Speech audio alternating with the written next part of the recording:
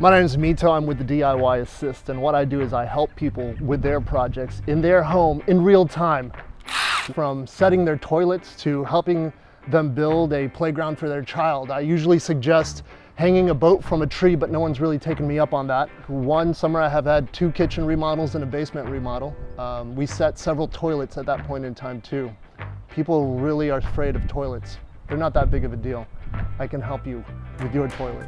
Clients would ask, hey, what do I get out of paying you to come over and helping me do my project? And I say, the experience and the fun and the beer drinking and possibly a lot of 90s sing-along. We end up taking our time in making sure that people understand the basics of what they want to do so that the next time it comes up, the next time the need arises, that there is no problem. They don't have to call me or another professional.